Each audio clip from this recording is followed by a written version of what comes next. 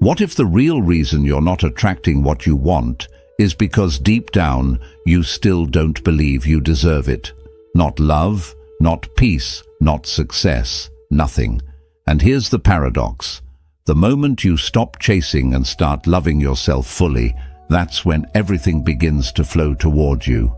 You, yourself, as much as anyone in the entire universe, deserve your love and affection. We've been conditioned to search outside, approval, validation, worth. But Buddhism teaches the opposite. The world mirrors how you treat yourself. So ask yourself, what is your energy really calling in? Is it desperation or quiet self-respect? In this video, we'll unravel powerful Buddhist lessons that reveal how deep self-love transforms your reality. And there's a bonus spiritual insight at the end, a truth most never realize, but it changes everything when you do. Before we begin with number 1, where every video is a doorway to calm, clarity, and timeless Buddhist insight you won't find anywhere else. Let's begin. 1. Chasing is the shadow of self-doubt. Why does everything seem to run when you chase it? Why do the things you desire, love, success, peace, seem to drift further the harder you pursue them? In Buddhism, we say, the one who chases the world forgets the stillness that moves it. There is a quiet truth buried here, a truth that whispers. When your heart is restless, life becomes elusive. Imagine a bird in your open palm. If you grasp for it with panic, it flies away. But if you stay still, calm, centered, it may choose to rest upon you. This is the nature of all things we desire. The more we chase them from a place of lack, the more they sense the fear beneath our reaching. And fear, even when disguised as ambition, repels. Not because the universe is cruel, but because it mirrors the state of your soul. You've been taught that if you want something, run after it. Work harder, do more, chase faster. But Buddhism teaches another path. Stillness. Not passivity, but conscious presence. When you love yourself deeply, the chasing ends. You stop begging life to give you proof of your worth. You become the proof. And in that stillness, things begin to come to you. Not because you forced them, but because you stopped resisting yourself. Close your eyes, breathe slowly. Visualize your desires, not as mountains you must climb, but as petals on still water. Watch them drift toward you as you remain grounded, anchored in self-love. When the waters of your mind are still, even the moon reflects clearly. Perhaps what you are chasing is not what you need. Perhaps it's the part of you that feels unworthy, that needs your attention, not the outcome. So ask yourself gently, what are you chasing that may be trying to escape your desperation? And deeper still, can you sit with the part of you that feels unworthy? Can you simply hold it with compassion? Buddhism teaches that suffering arises not from not having, but from clinging. From believing you must earn what you already deserve. But when you begin to love yourself, not for who you might become, but for who you are right now, peace arises, and peace is magnetic. It pulls the right people, the right moments, the right opportunities into your life without struggle. The irony is, the moment you stop chasing, you begin attracting. Why? Because the universe responds not to your desperation, but to your vibration. And the vibration of self-love is powerful. It doesn't need to demand, it simply allows. The more you return to yourself, the more the world turns toward you. Remember this, you are not empty. You are the space everything is trying to enter. When you love yourself enough, the world no longer needs to fill your void. It begins to meet your fullness. We'd love to hear your thoughts. If you're not sure what to say, just type, "My self-worth attracts more." Wholeness attracts, wounds repel. What if the world never gives you what you long for, but always gives you what you deeply believe you deserve? not in punishment, but in reflection. In Buddhism, we do not chase outcomes, we study causes. And the truest cause of what you attract is the energy you carry within. There is a quiet law at work. Wholeness attracts, wounds repel, not because you are broken, but because unhealed energy distorts what you call in. Imagine a bowl with cracks. You can pour water into it endlessly, but the fullness never lasts. The water leaks through the fractures. Now imagine the soul. You can gather people, possessions, even praise. But if your self-belief is fractured, the joy seeps out.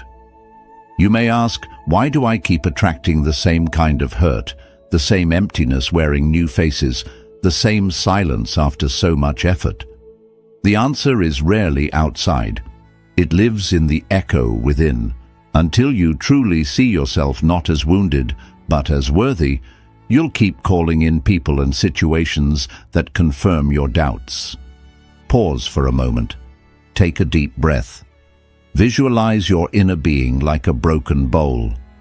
Now imagine golden light pouring into its cracks, sealing them, not with shame, but with sacred beauty.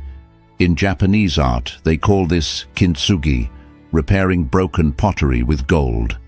Not to hide the damage, but to honor it. Your pain is not your failure. It is your path. And when you love your cracks, they begin to glow. So ask yourself, are you trying to manifest from pain or peace?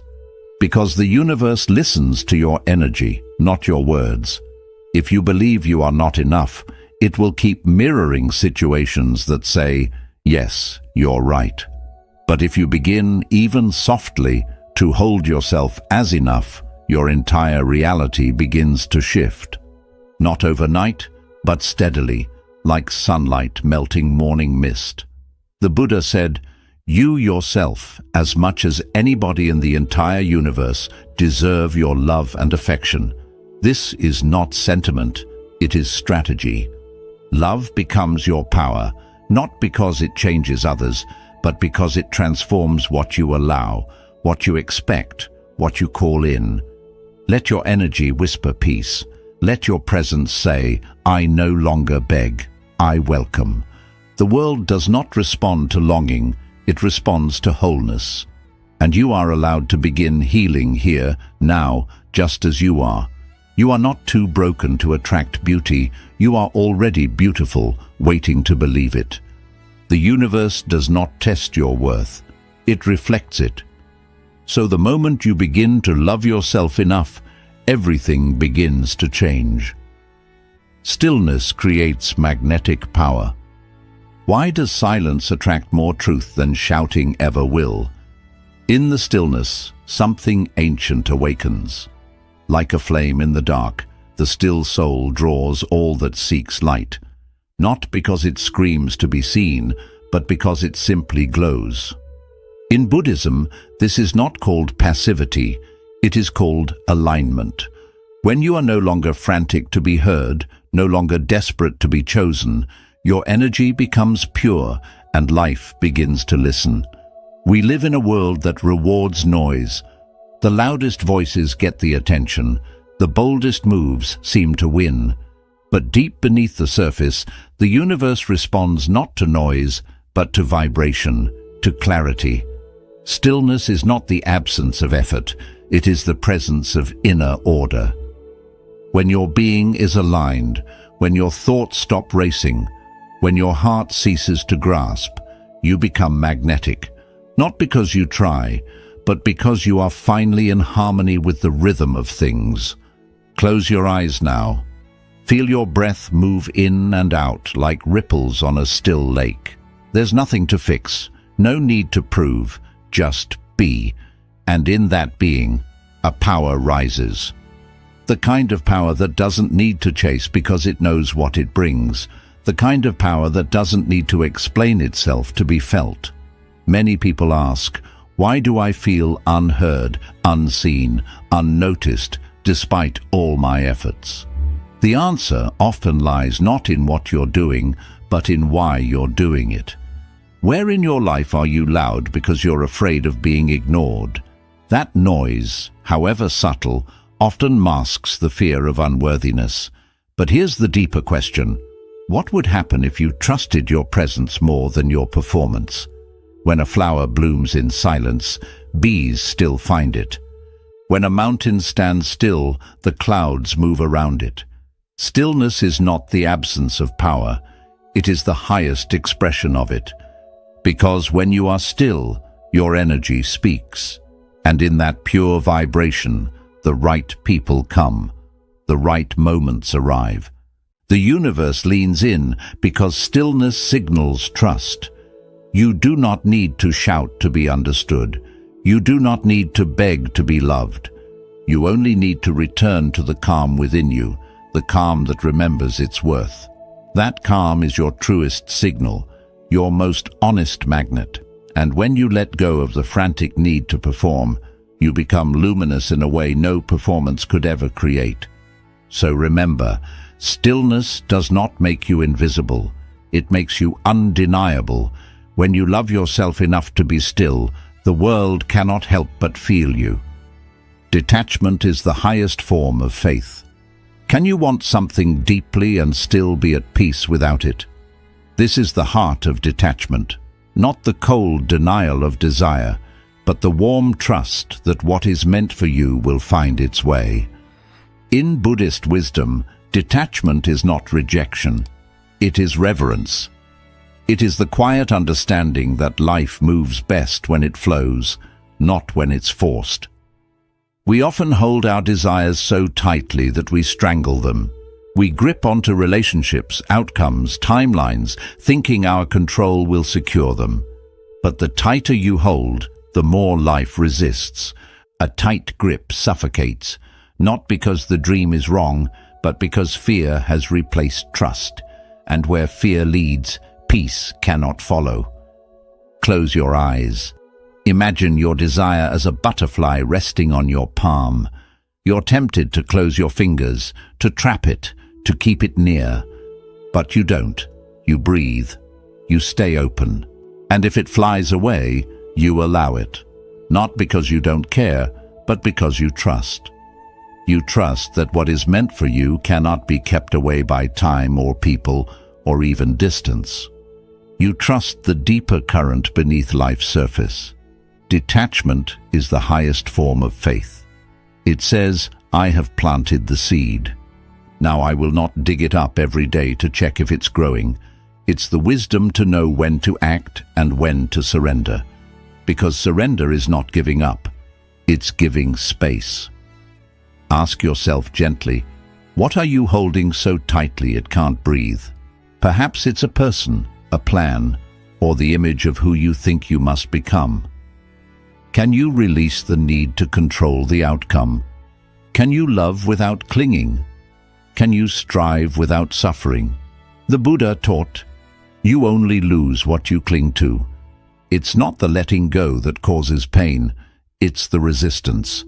And when you begin to soften your grip, something beautiful happens. Peace enters, energy clears, life can move freely again. This doesn't mean you stop caring. It means you care enough to let things grow on their own. It means your faith is stronger than your fear. And that's when the universe responds, not to your grasping, but to your grace. You are allowed to want beautiful things, but love yourself enough to not make your happiness depend on them. Let your joy be rooted in presence, not possession. In this way you become unshakable, calm in your desire, yet free in your spirit. So remember, let go, not because you're indifferent, but because you trust. What is meant for you will never feel forced. And when you love yourself enough to release the need for control, life begins to unfold in ways even your best plans couldn't imagine. We'd love to hear your thoughts. If you're not sure what to say, just type, "My self-worth attracts more." Self-compassion turns chaos into clarity. What if healing isn't about fixing yourself, but about finally holding your pain without judgment? In a world obsessed with self-improvement, Buddhism offers a softer truth. You don't have to be perfect to be at peace. You only need to stop abandoning yourself every time you're hurting. Peace, it is said, is not born from the absence of pain, but from the presence of love in pain. We often treat our wounds like enemies, scrambling to hide them, silence them, erase them. But what if your deepest chaos is only asking for compassion, not solutions, just space to breathe? When you respond to your flaws with kindness instead of shame, something begins to shift.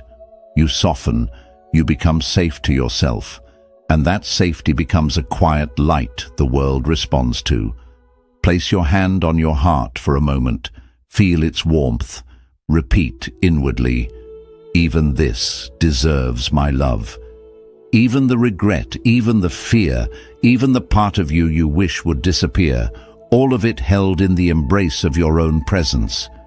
This is not weakness, it is spiritual strength. Because self-compassion is not passive, it's how you reclaim power from inner violence. Many carry an invisible war within, a voice that criticizes, shames, and belittles, and we wonder why peace feels so far away. But the Buddha taught, hatred does not cease by hatred, but by love alone. That includes self-hatred. So ask yourself now, with honesty, where are you still bullying your inner child? Is it the voice that says you're never enough, or the one that punishes you for not being healed already? And then ask, what would change if you offered your pain understanding instead of rejection? Could you listen to your sadness instead of silencing it? Could you let your mistakes rest without naming them your identity? Healing begins in this gentle shift from fixing to holding, from punishing to listening.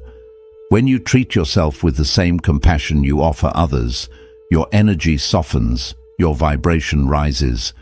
And that is when life begins to respond differently. Not because your circumstances changed, but because you did. You attract not by becoming flawless, but by becoming whole. And wholeness doesn't mean nothing is broken. It means nothing is abandoned.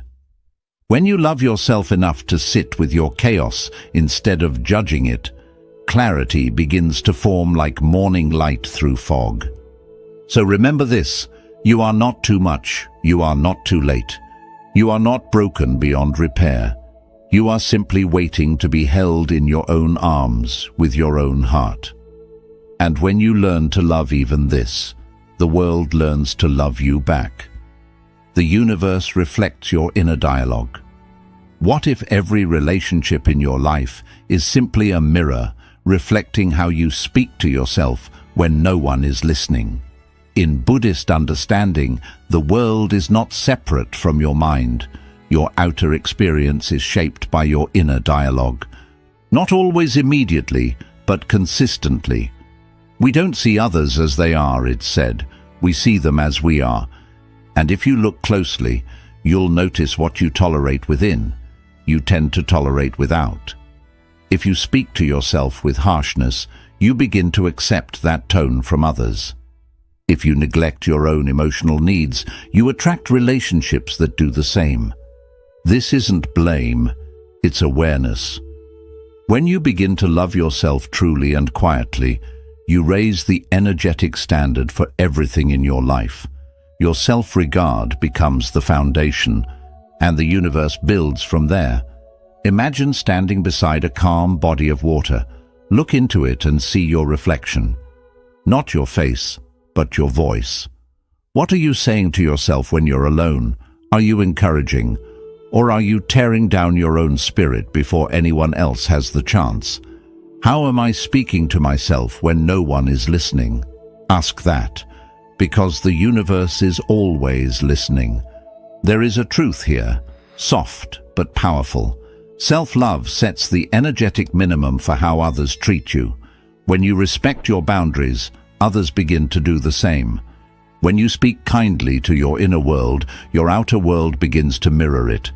And if it doesn't, if someone continues to offer less than what you now give yourself, you will know how to walk away. Not in anger, in alignment. So ask yourself gently, are you teaching the world to love you or to overlook you?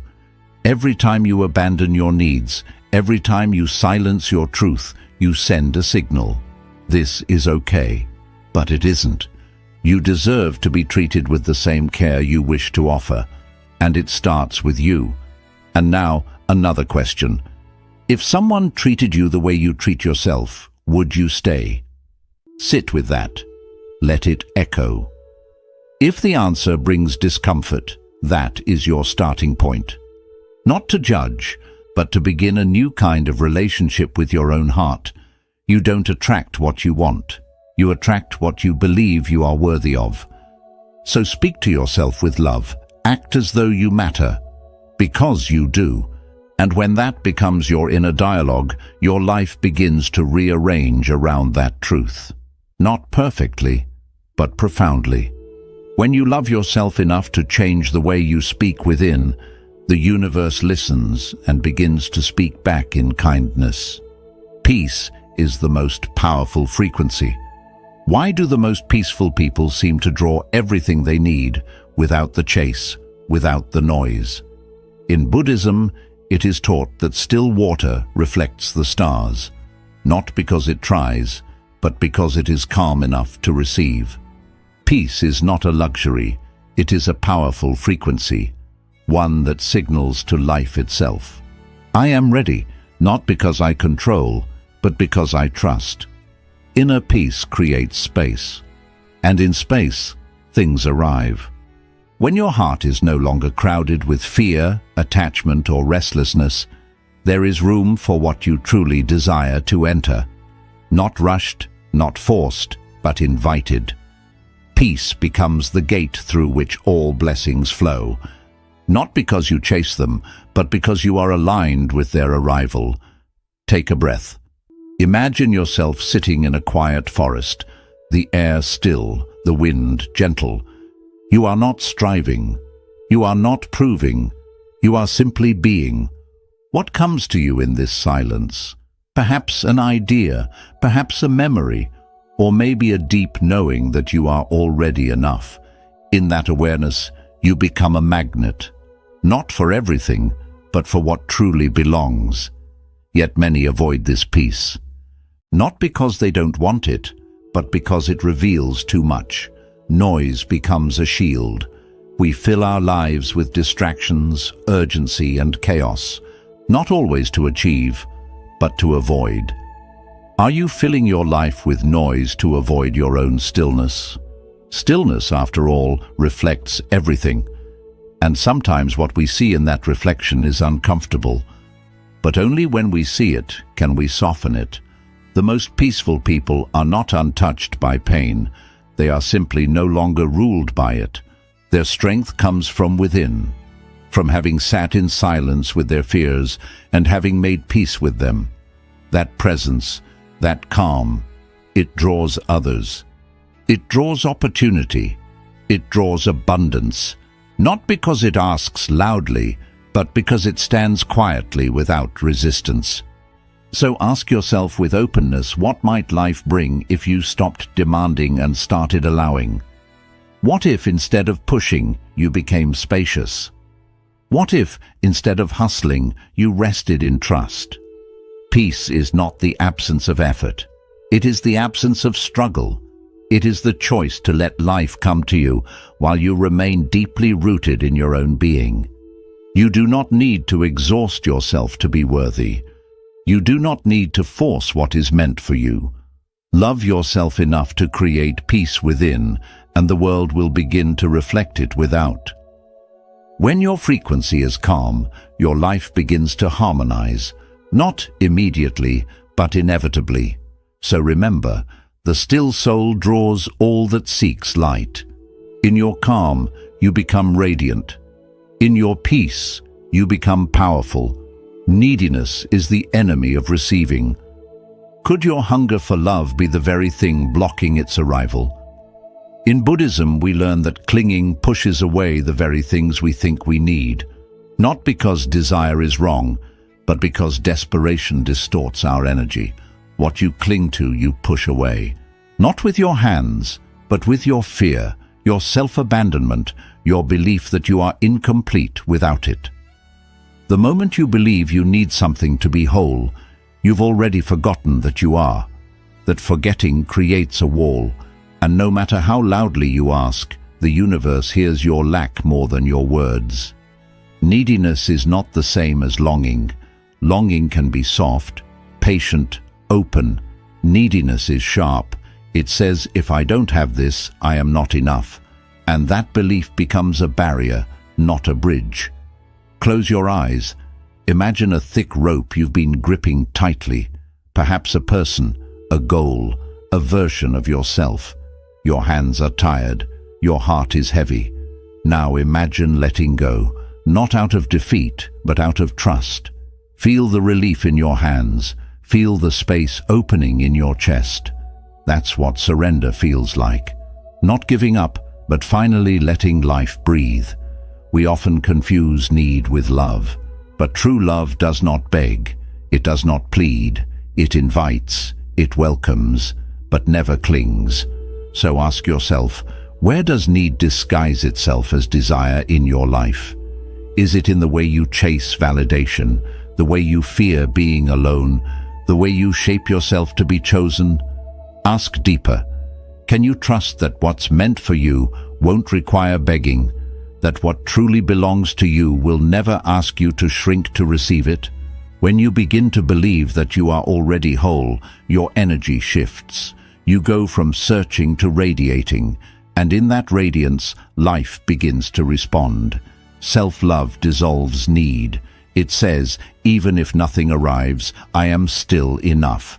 And ironically, it is from that space, the space of sufficiency, that everything begins to flow. Not because you stopped caring, but because you stopped clinging. You made space. You aligned. Need is heavy. It repels. But presence is light. It attracts. When you remember your own completeness, your desires stop screaming. They become gentle whispers. And gentle whispers are heard more clearly by the universe. So breathe. Let go of the rope. Trust your wholeness. When you love yourself enough to no longer beg, you finally begin to receive. And in that quiet, dignified energy, everything you once chased begins to find its way to you, not as a test, but as a reflection. Become what you want to receive. Are you asking for something you're not yet giving to yourself? This is the quiet question that shifts everything. In the teachings of Buddhism, the outer world is never separate. It is a mirror, reflecting the truth of our being. We attract not what we want, but what we are.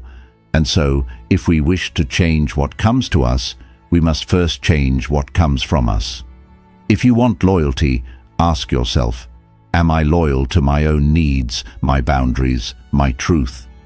If you want peace, ask, do I feed my mind peace, or do I let it feast on anxiety and comparison? If you want abundance, ask, do I speak of lack? Do I live in fear of not enough?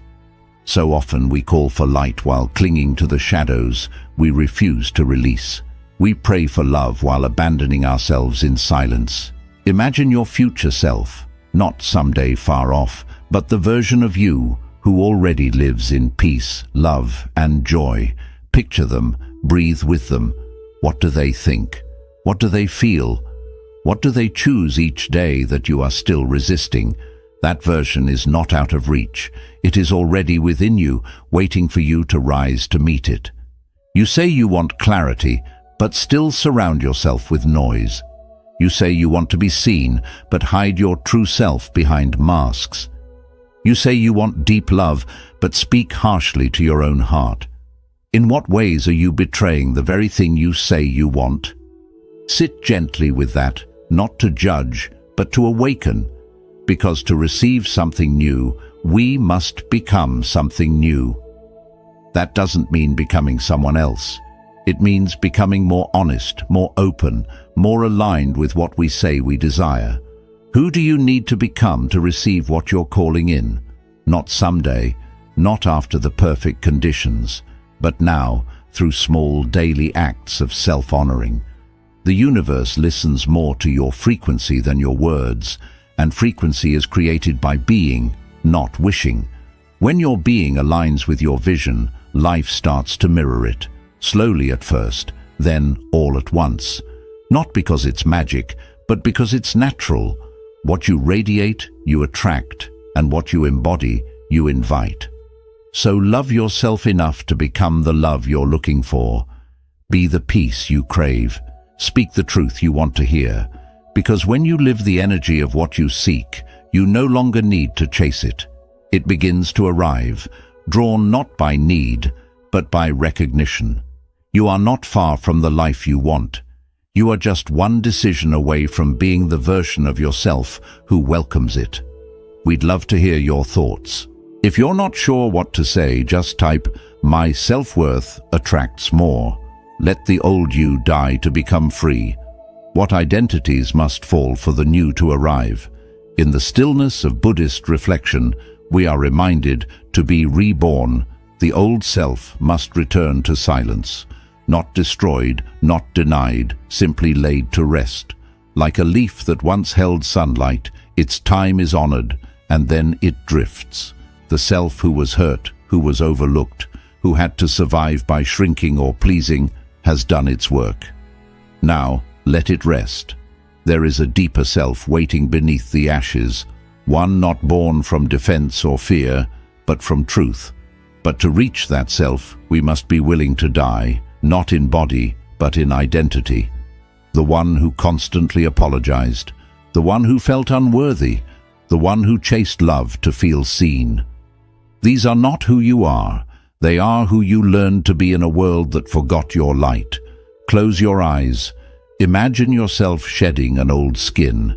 Feel it fall away, not with struggle, but with grace. And now, picture your bare feet stepping into a new morning. The light touches your face. The air is soft. You feel no urgency, only a quiet remembering. You were never the pain. You were never the label. You were never the story. You are what remains when the story ends. So ask yourself with tenderness, what stories about yourself are you still clinging to? Are you still defining yourself by who left you, by what you failed, by how long it took you to heal? Those stories may have been true once, but you are allowed to outgrow them. The past is not a prison unless you carry the key in your own pocket. And then ask, who are you without the pain? Not empty, but vast. Not unfinished, but unfolding. This is where your power returns, not by clinging to who you were, but by meeting who you're becoming. You don't need to abandon your past. You only need to stop living through it. In Buddhism, death is never an end. It is a return, a cycle, a transformation. And this inner death, the letting go of false identities, is the most sacred kind. Because through it, you begin to live from your essence, not your fear. From your presence, not your pattern. So let the old you die. Let the version of you that had to fight for love rest. Let the one who kept proving their worth be still. You are not here to survive your past. You are here to embody your freedom. And when you love yourself enough to release what you no longer are, you become a vessel for who you've always been. Whole, steady, free. True power is quiet confidence. There is a kind of power that doesn't shout. It doesn't seek attention. It simply exists. In the way bamboo stands, calm, flexible, steady, you can sense its strength. Not from noise, but from depth. This is what real power looks like. Quiet, stable, grounded. In a world full of noise, self-love becomes a form of rebellion when it stays silent. When it no longer tries to prove anything because it already knows its value. You don't need to announce your worth when you feel it inside. You don't need to chase love when you already are love.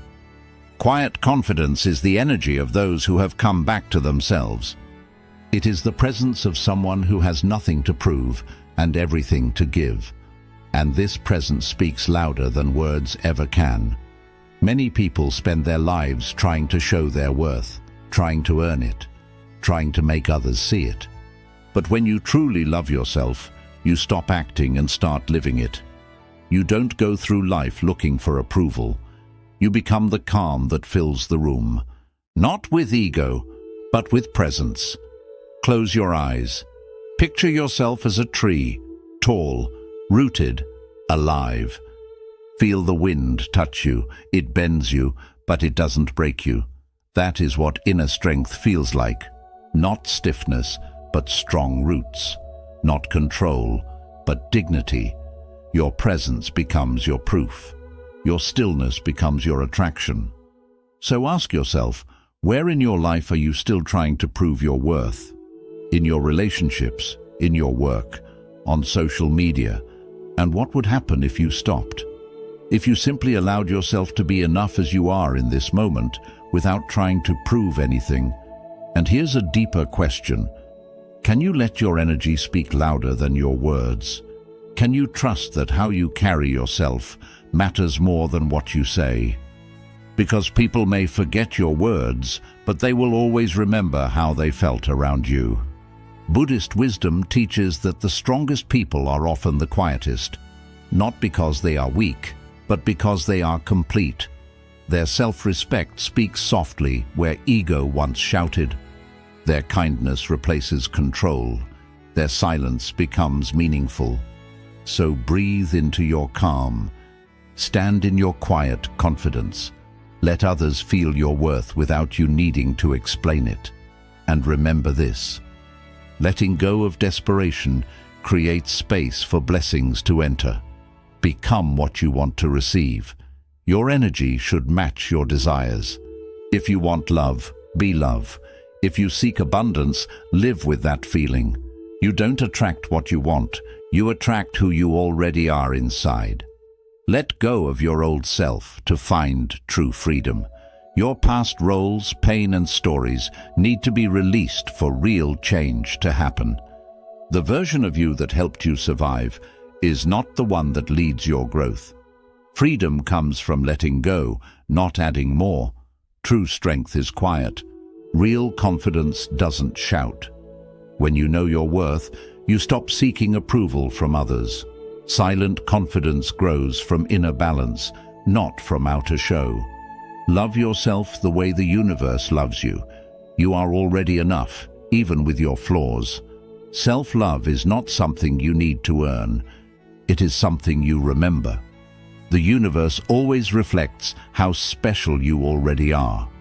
When you start to love yourself fully, not just the good parts, but also the parts you've hidden or judged, something powerful begins to change. You stop chasing love, approval, or peace because you become the source of it all. The outside world no longer feels like a place to prove yourself. Instead, it becomes a reflection of your inner peace. This is not selfishness. It is remembering who you truly are. It is the practice of returning to your real nature, free from fear, beyond your past, and not dependent on others' approval. From this inner understanding, you begin to attract naturally, without force, through quiet energy. When the mind is clear, joy follows like a shadow that never leaves. If this video gave you peace or touched something inside you, give it a like. Share it with someone who needs to hear this. Comment below what self-love means to you for more Buddhist ideas on healing, peace, and inner growth. What is one simple way you will show yourself unconditional love? Starting today. The deepest rivers make the least noise, but carry the most strength. When you love yourself enough to stop proving, you start attracting. Not because you seek attention, but because your energy speaks for itself. And that is the path of true power. Bonus lesson: love yourself the way the universe does. What if you are already loved by life just as you are? Not someday, not when you're healed, not when you've proven yourself, but right now, in this moment. In Buddhist wisdom, beneath all illusion, there is something untouched by fear, shame, or imperfection. It is called Buddha nature. It is not something you earn, it is something you remember, and it means this: you are not broken, you are growing. We spend so much of our lives trying to become worthy. We chase success, approval, perfection, believing that one day when we fix ourselves, then we will deserve peace. But what if there is nothing to fix? What if healing is not about becoming better, but about being softer with what is already inside you? Buddhism teaches that even in your darkest moments, your true nature remains untouched. Like the sun behind clouds, it may be hidden, but it is never gone. When you begin to love yourself this way, life stops feeling like a problem to solve. It becomes something to experience. You no longer try to earn belonging. You realize you already belong. Close your eyes for a moment. Imagine the whole universe bowing to you, not because you're perfect, but because you are complete. The stars don't ask you to earn your light. The trees don't question your worth. Nature respects you simply because you exist. Can you give yourself that same care? Ask yourself gently. Can you give yourself the same respect you want from others, the respect you expect from the world? Can you offer it first to your own heart? When you look in the mirror, can you see not just flaws, but the light still shining inside you? Can you stop waiting for permission to love who you already are and go even deeper? What if you believed nothing is missing in you? How would you act? How would you speak to yourself? How would you live each day, not from lack, but from quiet wholeness? When you love yourself the way the universe does, you stop chasing things that reflect emptiness. You begin to attract moments that honor your completeness. You no longer feel the need to be fixed, saved, or changed. You simply begin to be present, calm, enough. This kind of love changes everything, not by force, but by remembering. Love yourself enough to respect your own soul. Love yourself enough to stop apologizing for who you are. Because when you live in alignment with your true self, the universe doesn't resist you. It supports you. It reflects you. It moves with you. And suddenly, everything you were waiting for starts to appear, not as a reward, but as recognition. Quick summary of the lessons. Chasing comes from self-doubt. The more you chase things, love, success, approval, the more you show life that you don't feel worthy. Buddhist wisdom teaches that inner calm attracts more than constant effort. Letting go of chasing allows life to come to you naturally. Wholeness can push away unhealed parts. Until you face and heal your inner wounds, the same patterns will repeat. Loving yourself means facing your pain with awareness, not avoiding it. What you believe about your worth shapes what you allow into your life. Stillness carries a quiet strength.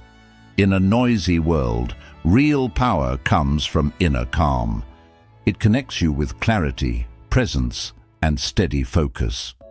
When your energy is calm and grounded, life responds naturally. Detachment is one of the purest forms of trust. Wanting something is natural, but needing it creates suffering. Detachment means trusting that what is meant for you will come and stay without force. It means letting go of control while staying open to life. Self-compassion turns confusion into clarity. Healing doesn't start by fixing yourself. It begins with accepting who you are. When you meet your inner pain with kindness, clarity starts to grow naturally. Self-love is not selfish. It means being honest with yourself and treating yourself with respect. The universe reflects how you speak to yourself. The way you treat yourself teaches others how to treat you. Your inner voice shapes your outer life. Real change begins when you speak to yourself with the same love you expect from others. Peace is the strongest energy. Peace is not weakness. It is true strength. When you stop forcing, rushing, or trying to prove yourself, your energy becomes powerful. Inner peace helps you attract without effort. Neediness blocks receiving. When you feel you need something to be complete, you push it away without realizing it. True receiving begins when you feel whole within yourself.